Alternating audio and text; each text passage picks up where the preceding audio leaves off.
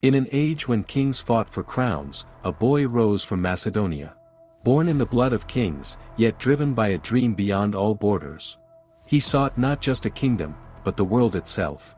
From the temples of Greece to the burning sands of Persia, his name sent tremors through empires. And history would remember him by one name: Alexander, the son of thunder. In a small kingdom in the north of Greece, surrounded by mountains and seas, a boy was born, destined to shake the world beneath his feet. His name was Alexander. Alexander of Macedon.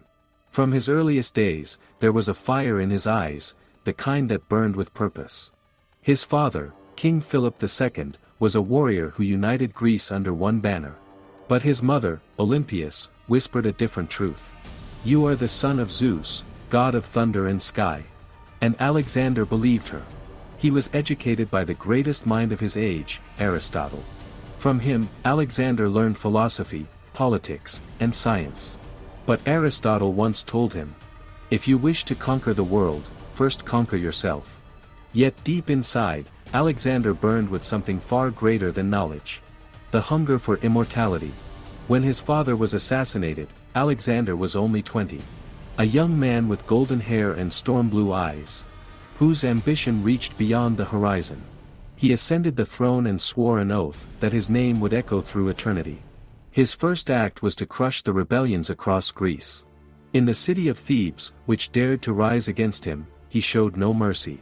He destroyed it completely, saying, "Let all of Greece know, Alexander is not only Philip's son. He is far more." But his eyes were fixed on something greater, the Persian Empire, the most powerful realm on earth. A land of gold, glory, and armies beyond counting. With just 40,000 men, Alexander set out to face an empire of millions. They called him mad. But history never forgets the brave madman. At the Battle of Granicus, the river ran red. Alexander led from the front, his spear striking like lightning. He didn't want to rule from a throne, he wanted to lead from the front to become a legend. Victory after victory, he moved eastward. Until he came face to face with King Darius III of Persia. It was the year 333 BC, the Battle of Issus. The ground trembled, the air filled with the roar of thousands. Darius commanded from his chariot, but when Alexander charged directly toward him, the great king turned and fled. And that day, the world changed forever. But Alexander wasn't satisfied. He marched into Egypt, where people hailed him as a god. In the sacred temple of Ammonius, the oracle declared, "You are the son of Zeus. The world is yours." And from that moment, Alexander truly believed it. In 331 BC, the two greatest armies on earth clashed again, at Gaugamela. Over 200,000 Persians faced 50,000 Macedonians. The desert shook beneath their feet. And Alexander, calm as ever, said, "Numbers mean nothing when the gods fight by your side." With unmatched strategy, he broke through Darius's center. Once again, the Persian king fled. And with his fall, the greatest empire of the ancient world collapsed. Alexander entered Babylon, Susa, and finally Persepolis, the jewel of Persia.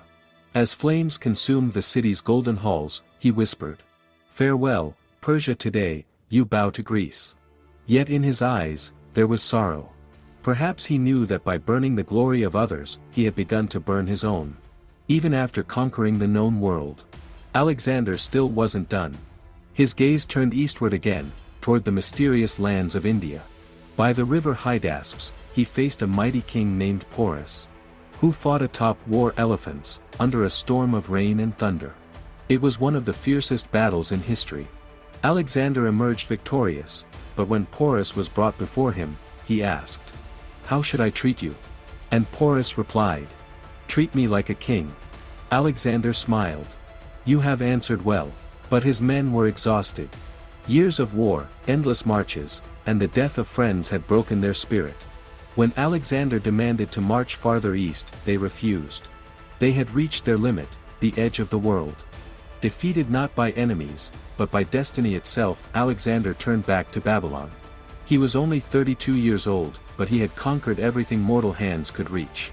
And then in the midst of celebration, he fell ill. Fever consumed him. For days, he could barely speak.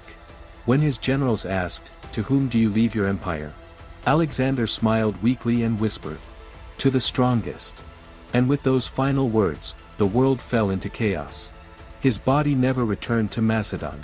Some say he lies buried in Egypt in the city that bears his name, Alexandria. But no one truly knows where he rests. What is certain is that his name never died. Alexander, the man who shattered empires, who conquered the world with fire and faith, and whose dream outlived his life. He was a king, a god to some and to all. Alexander the Great.